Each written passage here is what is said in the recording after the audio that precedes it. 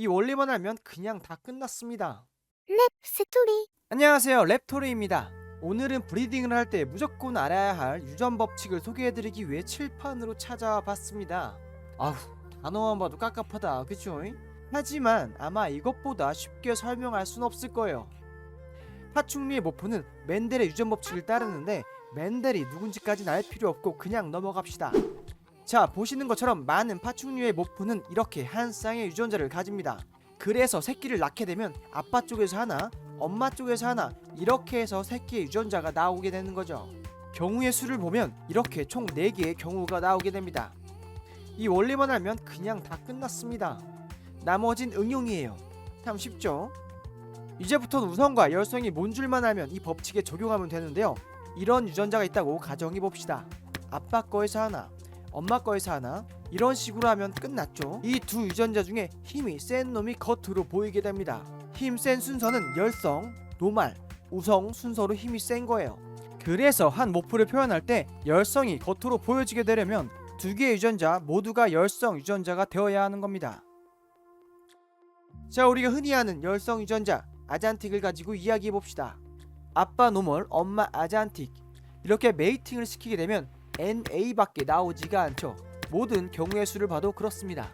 아잔틱은 열성 유전자이기 때문에 아잔틱보다 강한 노말 유전자한테 가려지게 되죠. 아무리 때려 죽여도 아잔틱 발현으로 나오지 않게 된다는 얘기입니다. 하지만 아잔틱 유전자를 가지고 있긴 하죠. 이런 발현되지 않은 열성 유전자는 우리는 햇이라고 부르기로 했습니다. 그래서 햇 100% 아잔틱이라고 하는 것은 방금과 같이 노멀과 아잔틱을 메이팅 시켰을 때 무조건적으로 아잔틱 유전자를 갖게 되는 상황이라고 이해하시면 되겠습니다. 자, 그럼 좀 더 나가서 시뮬레이션을 해보도록 하죠. 아빠가 NA, 엄마가 AA를 매칭시켜 보도록 하겠습니다. 경우의 수는 이렇습니다. 4개 경우 중 2개의 경우, 즉 50% 확률로 아잔틱이 탄생하고 아잔틱이 아닌 개체는 100%로 햇 아잔틱이 나오게 되죠. 자, 그럼 여기서 또 하나, 그럼 햇 66%는 뭐예요? 네, 이렇게 메이팅하는 경우가 있어요. 햇 아잔틱과 햇 아잔틱, NA와 NA가 메이팅을 하게 되면 이런 경우의 수가 나오게 됩니다. 자, 그럼 AA는 겉으로 발현이 되기 때문에 바로 뽑아낼 수가 있습니다. 자, 그럼 나머지 이 세 유전자는 겉으로 봤을 땐 노말 형질이기 때문에 구분을 할 수가 없어요. 그렇다고 아잔틱이 아예 없는 건 아니게 되겠죠. 자, 여기 보시면 3개의 경우의 수 중에 2개가 아잔틱이 들어있죠. 네, 맞습니다. 바로 3분의 2 확률이죠. 그래서 66%햇 아잔틱이다 라고 표현을 하는 겁니다. 자, 그럼 우성을 보도록 하죠. 여기서 L은 릴리 화이트를 얘기해요. 이 경우는 릴리 화이트가 우성이기 때문에 유전자가 하나만 있어도 노멀을 이기고 겉으로 발현되는 유전자가 되겠습니다. 경우의 수를 보도록 하죠. 이렇게 50% 확률로 릴리 화이트가 탄생하게 되는 것이죠. 우성 모포 유전자는 2개를 한 번에 갖게 되었을 때 슈퍼폼으로 발현이 됩니다. 하지만 아쉽게도 우성 유전자 중 유일하게 릴리 화이트는 슈퍼폼으로 발현되었을 때 무조건 죽게 되는 치사 유전자로 나타나게 됩니다.